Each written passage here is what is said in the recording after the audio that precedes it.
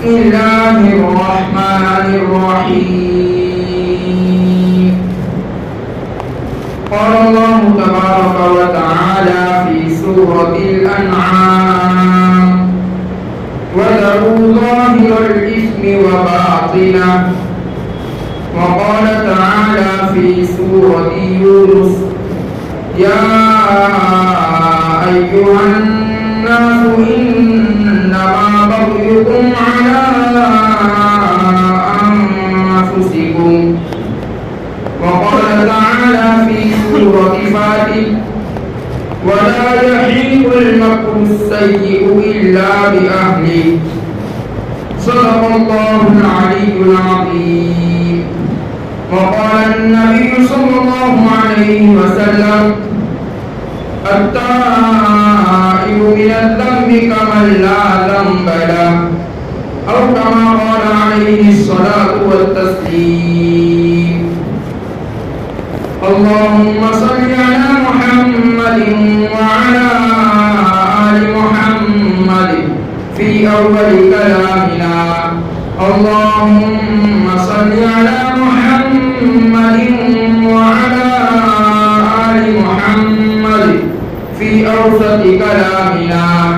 اللهم صل على محمد وعلى آل محمد في آخر كلامنا. در جوانی توبہ کردن شیوہ پیغمبری، در جوانی توبہ کردن شیوہ پیغمبری، وقت پیری گرگ ظالم شود پرہیزگار. برادران اسلام اور میرے عزیزوں اور دوستوں، خطبہ مسنونہ میں اولا جس آیت کریمہ کی تلاوت کا شرف مجھ ناچیز کو حاصل ہوا ہے،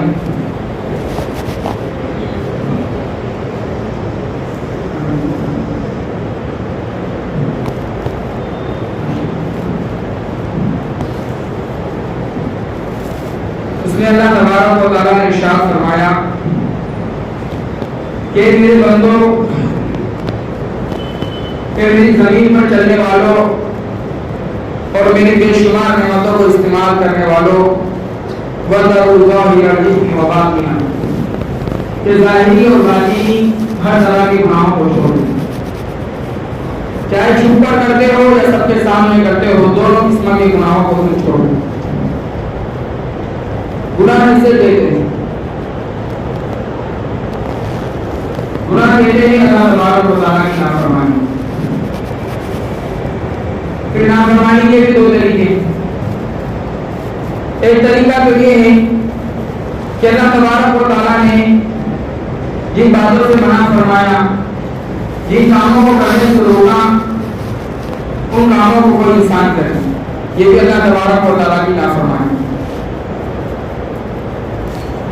اور دوسری قسم کہ جن باتوں کو اللہ تبارک و تعالیٰ نے کرنے کا حکم دیا، جن باتوں کو کرنے کا اللہ تبارک و تعالیٰ نے حکم دیا، اس کو چھوڑ دینا، اس کو نہ کرنا، یہ بھی اللہ تبارک و تعالیٰ کی نافرمانی. اور یہ دونوں قسم کے حسنات اللہ تبارک و تعالیٰ کی یہاں گنہگار کی فہرست میں ہیں.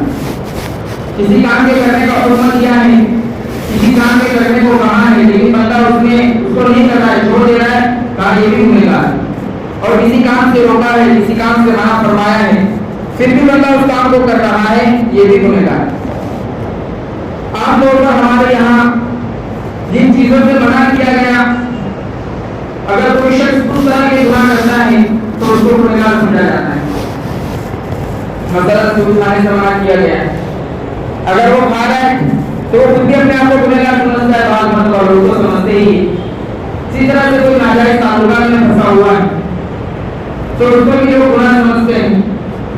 اسی طرح سے کسی کے حقوق دبا رہا ہے، حق دینا تھا بہنوں کا حق نہیں دے رہا ہے، کہاں اس کو بھی لوگ گنہگار سمجھتے ہیں. لیکن یہ پہلی قسم کہ اللہ تبارک و تعالیٰ نے ان کاموں کو کرنے کا حکم دیا، اگر کوئی بندہ اس کو چھوڑتا ہے تو عموماً جو ذہنیت ہمارے یہاں بنے اس کو گنہگار نہیں سمجھتے. مثلا نماز انسان چھوڑے تو اس کو اس درجے کا گنہگار نہیں سمجھتا.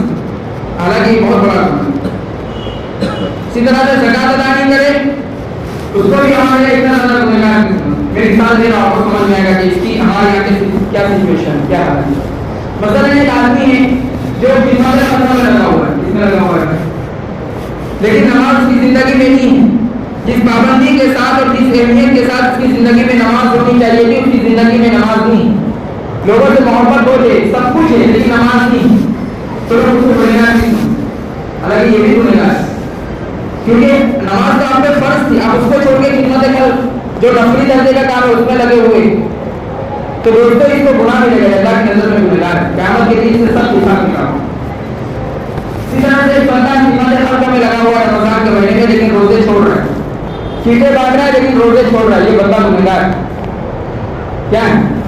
آج ہمارے یہاں یہ ایسی خیال بن چکا ہے کہ اگر ایک شخص کسی دوسرے کام میں لگا ہوا ہے تو وہ نماز کے اندر مطالعہ کرتا چلا جاتا ہے، روزوں کے اندر مطالعہ کرتا ہوا چلا جاتا ہے، اور وہ اپنے آپ کو گنہگار نہیں سمجھتا، اور لوگ بھی اس کو گنہگار سے نہیں دیکھتے. حالانکہ یہ بھی گنہگار ہے. خدمت خلق یہ ساری چیزیں باقی چیزیں تھیں. پہلے آپ پہ اپنی نماز فرض تھی، نماز پڑھنا آپ پہ فرض تھا، آپ نے اس کو چھوڑا، گنہگار ہے. آپ نے روزے چھوڑ دیے، آپ گنہگار ہیں. اسی طرح سے کسی خدمت میں اتنا لگ گیا کہ والدین کے حقوق ضائع ہونے لگے، بیوی بچوں کے حقوق ضائع ہونے لگے، تو دوستوں یہ بھی گنہگار. کیوں؟ کہا کہ ان کے حق پہلے آپ پہ واجب تھا، آپ پہ فرض تھا شریعت کی طرف. مثلا آپ کوئی لوگوں کی خدمت نہیں ہے تو آپ جو بھی چھوڑنا چاہے چھوڑ دیجیے، ایک کام کوئی بھی ہو سکتا ہے. اس میں اتنا لگ گیا کہ بیوی بچوں کے حقوق نہیں ادا کر پا رہا ہے، ان کی صحیح طور پہ جس طرح سے تربیت کرنی چاہیے تھی تربیت نہیں کر پا رہا. یہ شخص گنہگار ہے. کیوں؟ کہا کہ پہلے اپنے بچوں کا اور اپنے گھر والوں کا اس پہ اور ان کے حقوق ادا کرنے اس پہ پڑھ. قرآن مجید نے کیا کہا؟ یا ایھا الذین آمنوا قوا انفسکم واہلیکم نارا، کہ لوگوں پہلے اپنے آپ کو اور بعد میں اپنے گھر والوں کو دوزخ کی آگ سے بچائیں، پھر اس کے بعد دوسرے حضرات. لیکن اللہ معاف فرمائے، ہم نیک کام یہ رکھتے جو کہ حقوق ضائع کرتے ہیں. ہم دنیا میں اتنے دوسرے کہ جتنے سارے حقوق ہم والدین کے ہوتے ہیں، ماں باپ بیوی بچوں کے ہوتے ہیں، اس کو چھوڑتے ہوئے چلے جاتے ہیں، اور ہمیں احساس بھی نہیں ہوتا کہ ہم یہ گناہ کا کام کریں. یہ بھی گناہ ہے. تو بہرحال میں عرض کر رہا تھا کہ ایک تو کسی کام کے کرنے کا حکم دیا گیا، اس کو نہ کرنا یہ بھی گناہ کا کام ہے، اور کسی کام سے روکا گیا اس کو کرنا یہ بھی گناہ کا کام ہے. اسی طرح سے علماء کرام نے گناہوں کی اقسام بیان کی، یہ صغیرہ گناہ ہے، یہ کبیرہ گناہ ہے. یہ کس نے کیوں بیان کی؟ کیا یہ بتانے کے لیے کہ جو کبیرہ ہے اس سے خوب بچوں اور جو صغیرہ ہے وہ کرو تو چلے گا؟ اس لیے نہیں، اس لیے بیان کی. آج اللہ معاف فرمائے، کبیرہ سے تو ہر شخص بچتا ہے، لیکن صغیرہ سے بچنے کا اتنا اہتمام نہیں کرتا. سوچتا ہے صغیرہ ہو جائے تو کیا ہوا، چلے گا. نہیں میرے دوستوں، ایسا نہیں. صغیرہ ہو جائے الگ بات ہے، ہم لوگ صغیرہ چھوڑ کے صغیرہ گناہ کریں یہ غلط چیز. کیونکہ بعض علماء کرام نے جو صغیرہ کبیرہ کی کوئی تفصیلی بیان نہیں کی، کہا کہ ہر گناہ کبیرہ ہے. ہر گناہ کیا ہے؟ کبیرہ ہے. کیونکہ ذرا دیکھو تو نہیں کتنی نافرمانی کر رہے ہو. کبھی اس کا خیال نہیں ملا تمہارا ضرور کام کیا ہے کہ نافرمانی کس کی ہو رہی؟ کہاں کی پروردگار عالم کی، کہ پوری دنیا کا بادشاہ اس کی نافرمانی ہوگی. اب کیا کوئی گناہ آپ کو صغیرہ معلوم ہو رہا ہے؟ ذرا اصل کو سامنے رکھ کے سوچنا کریں. کوئی گناہ صغیرہ نہیں، ہر گناہ کبیرہ ہے. اس معنی کر کے کہ نافرمانی کس کی ہو. ایک مثال سے بھی سمجھ سکتے ہیں کہ ایک 10 سال کا بچہ ہے یا 12-15 سال کا بچہ ہے، اس نے 10 سال کے بھائی کو کہا کام کرنے کے لیے کہ پانی لاؤ. وہ بھائی نے پانی نہیں لایا. کچھ دیر کے بعد مہمان آئے، مہمان نے بھی 10 سال کے بچے کو کہا پانی لاؤ، وہ پانی نہیں لایا. کچھ دیر کے بعد والد صاحب باہر سے تشریف لائے، انہوں نے کہا پانی لاؤ، اس نے پانی نہیں لایا. دیکھو کر تو وہ ایک ہی کام رہا ہے کہ پانی نہیں لایا. بھائی نے کہا تب بھی وہ پانی نہیں لایا، مہمان نے کہا تب بھی وہ پانی نہیں لایا، اور والد صاحب نے کہا تب بھی وہ پانی نہیں لایا. لیکن ہر مرتبہ اس کو الگ طرح کا بولا، کام ایک ہی کیا ہے. پہلے نمبر پہ بھائی نے کہا تو اخلاقی فریضہ تھا کہ پلا دے، نہیں پلایا گناہ نہیں کیا. مہمان آئے ان کو پانی نہیں پلایا، اس نے بے حرمتی کا کام کیا، انسانیت کے خلاف کام کیا. مہمان کی مہمان نوازی کا اس کو ثواب ملنا چاہیے تھا، مہمان کی مہمان نوازی کی گنہگار ہے. لیکن والد صاحب نے کہا پھر پلایا کہ ماں باپ کا نافرمان شمار. تو کام ایک ہی کر رہا ہے. کام کیا کر رہا ہے؟ کام ایک ہی پانی پلا رہا ہے، لیکن حکم دینے والے کے اعتبار سے کام نہ کرنے کا گناہ بڑھ جائے. گناہ کیا ہے؟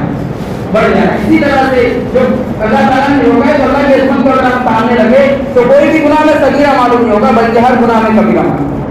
تو پھر صغیرہ کبیرہ کی تقسیم کیوں بیان کی؟ میرے دوستوں اس کی وجہ یہ غالباً یہ وجہ ہے کہ احادیث مبارکہ کے اندر بہت سارے کام ایسے ہیں جن کے کرنے پر اللہ تعالیٰ گناہوں کو معاف فرمانے کا وعدہ ہے کہ بھائی فلاں کام کرو. جیسے انسان نماز سے پہلے ایک مومن نماز سے پہلے وضو کرتا ہے تو کہاں بھائی انسان کے گناہ کرتے ہیں, صدقہ خیرات کرتا ہے تو کہاں اس سے بھی گناہ انسان کے معاف ہوتے ہیں. تو ان تمام چیزوں میں کہ انسان کو دھوکہ نہ لگ جائے, کسی مومن کو کسی بندے کو دھوکہ نہ لگ جائے کہ ہر طرح کے گناہ معاف ہوتے ہیں. اس لیے علماء کرام نے صغیرہ اور کبیرہ کی جو تفصیل غالباً اس میں بیان کر دی کہ یہ گناہ تو معاف ہو جائیں گے آپ کی نماز پڑھنے سے, یہ نماز پڑھنے سے, کی طرح سے وضو کرنے سے, صدقہ خیرات دینے سے. لیکن یہ گناہوں کی دوسری قسم ہے جو کبیرہ قسم کے گناہ ہیں, یہ گناہ آپ کے معاف نہیں ہوں گے, اس کے لیے آپ کو توبہ کرنا. تو یہ تقسیم میرے دوستوں اس لیے بیان کی گئی تھی کہ انسان دھوکے میں آ جائے کہ اس کے ایک کام کی وجہ سے گناہ ہو رہا ہے, بلکہ موت سے پہلے وہ کبیرہ گناہوں سے توبہ کرنے کی فکر کرے. تو گناہ جو بھی قسم کے صغیرہ کبیرہ تمام سے بچنا ہے. علامہ ابن قیم رحمۃ اللہ علیہ فرماتے ہیں کہ لا تحقرن صغیرۃ ان الجبال من الحصى, کہ بندے کے مومن کسی گناہ کو چھوٹا نہ سمجھ, اس لیے کہ پہاڑ سے اونچے اونچے پہاڑ مجھے نظر آ رہی معمولی ضرورت سے بنے ہوئی, اس سے بنے ہوئے ریت کے اونچے اونچے ٹیلے نظر آتے ہیں, وہاں بڑی بڑی ریت کی ہوتی, معمولی ضرورت ہوتی ہے, لیکن ڈھیر ساری ہوتی ہے, ٹیلا بن جاتا ہے, بن جاتا ہے کہ نہیں بن جاتا. تو چھوٹے گناہ کو چھوٹا نہ سمجھ, بلکہ بعض علماء نے فرمایا لا سبیلۃ مع الاستغفار اور لا سبیلۃ مع الاسراف ولا کبیرۃ مع الاستغفار, کہ کوئی گناہ چھوٹا نہیں ہے استغفار کے ساتھ, یہ ہر گناہ چھوٹا ہے استغفار کے ساتھ. کہ اگر انسان سے ہو جا رہا ہے, کر رہا نہیں کہہ رہا ہوں, اللہ معاف فرمائے, ہم تو کرتے, اگر کوئی گناہ ہو گیا, کبیرہ گناہ بھی ہو گیا, انسان استغفار کر لے, توبہ کر لے, علماء کرام فرماتے کہ یہ بڑا گناہ اس کے لیے بڑا نہ بلکہ چھوٹا ہو. اور کہا کہ اور ایک آدمی چھوٹا گناہ کر رہا ہے لیکن بار بار کر رہا ہے, تو یہ اس کے حق میں کبیرہ بن جاتا ہے. کیا بن جاتا ہے؟ تو کبیرہ بن جاتا ہے. اب یہ اس کے حق میں چھوٹا نہیں رہا, اس لیے ایک کنکر آپ روزانہ ڈالتے رہیں گے تو کچھ دنوں بعد وہاں بہت ڈھیر ساری کنکریاں جمع ہوں گے. تو اسی طرح سے انسان اگر صغیرہ میں اصرار کرتا چلا جائے تو ممکن ہے کہ صغیرہ اس سے قیامت کے دن ہلاک ہے. اور اگر کبیرہ سے توبہ استغفار کرتا رہے دنیا کے اندر بھی موت سے پہلے تو بہت امکان ہے کہ اللہ تعالیٰ کی رحمت اسے معاف کرنا. اس لیے میں نے جو حدیث بات کو, اس کا کیا مطلب ہے؟ اللہ کے رسول صلی اللہ علیہ وسلم نے فرمایا التائب من الذنب کمن لا ذنب له, کہ گناہوں سے توبہ کرنے والا ایسا ہے گویا کہ اس نے گناہ کیا ہی نہیں. کیا ہے ایسا ہے گویا کہ اس نے گناہ کیا ہی نہیں. اللہ کرام اس کی بہت ساری مثالیں دیا کرتے ہیں. بہرحال میں یہاں پہ اپنے لیے قرآن کی طرف آتا ہوں, وقت کافی کم بچا ہے. انسان گناہ کرتا ہے تو عام طور پہ 4 وجوہات اس کے سامنے ہوتی ہیں. پہلی وجہ اس کے دل میں یہ ہوتی ہے کہ مجھے کون دیکھتا ہے, کوئی مجھے دیکھنے اچھا نہیں ہے, کوئی مجھے دیکھنے والا نہیں ہے, چلو میں کسی گناہ کو کر گزرتا ہوں. اللہ تعالیٰ نے انسان کی اس غلط فہمی کو دور کیا. سورہ فجر کے اندر فرمایا اس کے بارے میں ان ناروں پر اللہ کی رحمت کہ بندے پھر سمجھ رہے ہیں کہ مجھے کوئی نہیں دیکھ رہا ہے, تیرا رب تجھ پر گھات لگائے ہوئے. گھات کسے کہتے ہیں؟ جب شکاری انسان شکار کرنے جاتا ہے, شکاری شخص, تو شکار جب اس کے سامنے آ جاتا ہے تو بالکل بندوق دے کر ہاتھ میں ہوتا ہے, بالکل تان کے کھڑا ہو جاتا ہے, پلک بھی نہیں پھٹا, اور بعض مرتبہ تو سانس نہیں ہے, سانس نہیں بند کر رہے کوئی دن کے لیے. اس کیفیت کو انصاف کہا جاتا ہے. اگر ایک بندے کے سامنے یہ بات ہو کہ اللہ تعالیٰ اس انداز سے مجھے دیکھ رہے ہیں, اللہ تعالیٰ کی میں نگرانی میں ہوں, تو کیا انسان کبھی گناہ کر سکتا ہے؟ لیکن ضرورت ہے اس کا استحضار پیدا کرنے کی. کیا کرنے کی؟ استحضار پیدا کرنے کی. اگر C C T V camera footage پتہ چل جائے لگے ہوئے تو انسان بہت سارے کام جو عام حالات میں کرتا ہے اس سے بھی تھوڑا بچ چلتا ہے, کیونکہ بھائی کیمرے میں ریکارڈ ہوگا. یعنی تو اللہ تعالیٰ جب آپ بتا دیں خود دیکھ رہے ہو تو انسان کتنا بچ کے زندگی گزارے گا کہ نہیں گزارے؟ ضرور گزارے گا. دوسرا, انسان گناہ کرتے ہوئے دل میں خیال ہوتا ہے کہ کسی کو پتہ نہیں چلا, میں تو اکیلا تھا, کسی کو پتہ نہیں چلا. کیا سوچتا ہے؟ کسی کو پتہ نہیں چلا, میں نے کر لیا. 10 ساتھی اگر برداشت سے گزر رہے ہیں, 10 انداز سے گناہ کرتے کہ باقی والے کو پتہ نہیں چلتا. لیکن اللہ تعالیٰ نے انسان کی غفلت کو, غلط فہمی کو قرآن کریم میں دور فرما دیا. سورۃ المؤمنین کے دوسرے رکوع میں ارشاد فرمایا یعلم خائنۃ الاعین وما تخفی الصدور, کہ لوگوں اللہ تبارک و تعالیٰ تمہاری آنکھوں کی خیانتوں کو اور تمہارے دل کے دلوں کو بھی جانتا ہے, تمہارے دلوں کے اندر. لہٰذا یہ گناہ کرتے ہوئے سمجھنا کسی کو پتہ نہیں چلا, میرے دوستوں انسان کی غلط ہے. پتہ چلا, کسے پتہ چلا؟ کہاں کہ مالک پالنہار کو پتہ چلا, جو آنکھوں کی خیانتوں کو جانتا ہے, اسے ذرے سے واقف.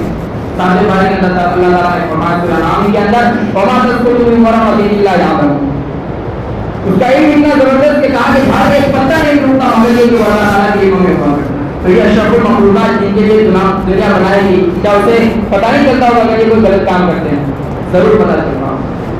تیسری ایک وجہ ہوتی ہے کہ انسان سمجھتا ہے کہ میں تنہائی میں ہوں، میرے ساتھ کوئی نہیں. اگر چھوٹا بچہ بھی دیکھ رہا ہوتا ہے تو انسان بہت سارے گناہ سے بچ جاتا ہے، سوچتا ہے کہ میں اکیلا ہوں، تنہا ہوں، میرے دوستوں کو نہیں پتا، میرے والدین کو نہیں پتا، گھر والوں کو نہیں پتا. اللہ تعالیٰ نے انسان کی اس غلط فہمی کو بھی دور فرمایا وَهُوَ مَعَكُمْ أَيْنَمَا كُنتُمْ. سورہ حدیث کے پہلے رکوع میں 27 کے بارے میں فرمایا کہ تم جہاں گئے ہو اللہ تبارک و تعالیٰ تمہارے ساتھ ہیں، تم سے جدا نہیں ہے، تم سے الگ نہیں ہے. کہاں أَيْنَمَا كُنتُمْ، فرمایا جہاں کہیں بھی تم ہو اللہ تبارک و تعالیٰ تمہارے ساتھ. تو یہ سوچنا کہ گناہ کرتے ہو مجھے میرے ساتھ کوئی بھی نہیں دوستو، اللہ تعالیٰ فرمانے کے لیے تمہارے ساتھ. اور چوتھے نمبر پہ ایک وجہ یہ ہوتی ہے کہ انسان کے اندر عقل آ جاتی ہے، بھیڑ آ جاتی ہے، میرا کون کیا بگاڑ سکتا ہے، میں ڈرنا مجھے کون روک سکتا ہے، کون منع کر سکتا ہے، مال و دولت میرے پاس ہے. جو بھی خیالات ہے، کبھی انسان قوت جسمانیہ بھی زیادہ ناز کرتا ہے کہ میں تو طاقتور ہوئی ہوں، برا کرنے سے کافرے کرنے کے لیے. اللہ تعالیٰ فرماتے ہیں کہ ان فصل علیکم قوت اللہ تعالیٰ نے پچھلی قوموں کے حالات بیان فرمائے. اللہ تعالیٰ نے فرمایا کہ جب ہماری ناراضگی ان کو اتری تو ہمارا عذاب پر تھوڑا ان پہ برسا دیا ہے، ہمارا عذاب کا تھوڑا ان پر برسا دیا ہے. اور پھر اللہ تعالیٰ نے آخرت کا بیان فرمایا جب اتنی زبردست پکڑ کریں گے ساری عقل نکال کے رکھیں گے، اس دن ہماری پکڑ کی طرح کسی کی پکڑ کی طرح، ہماری پکڑ کی طرح کسی اور کی پکڑ نہ ہو. ولا یمکن وقام ہوا، اور ہم اس طرح سے باندھیں گے کہ ہماری طرح کی کوئی مان نہیں سکتا. 12 سے 4 طرح کی جو میرے دوست انسان کے ذہن کے اندر غلط فہمیاں ہوتی ہے، اللہ تعالیٰ نے چاروں غلط فہمیوں کو دور کر دیا. کہ کبھی تم تنہائی میں سمجھ کر یا کسی کو پتہ نہیں چلا یا کوئی میرے پاس نہیں تھا یہ سمجھ کے کبھی گناہ نہ کرنا، بلکہ ہمیشہ تم ہماری نگرانی کے اندر. پاسپورٹ میرے دوستوں گناہوں سے توبہ کرنے کا اصل وقت جوانی ہوا کرتا ہے. اسی لیے شیخ سعدی فرماتے ہیں در جوانی توبہ کرتے ہیں شیوائے پیغمبری، کہ جوانی میں توبہ کرنا یہ تو پیغمبروں کا کام ہے، کہ پیغمبر حضرت جوانی سے ہی ایک اور 5 کام ہوتے ہیں. وہ بڑھاپے آنے کا انتظار نہیں کرتے کہ بڑھاپا آئے گا 40-50 سال کی عمر گزر جائے گی تو توبہ کریں گے. فرمایا کہ نہیں، در جوانی توبہ کرتے ہیں شیوائے پیغمبری وقت پیری گربے داری کی شبت پرہیزگار.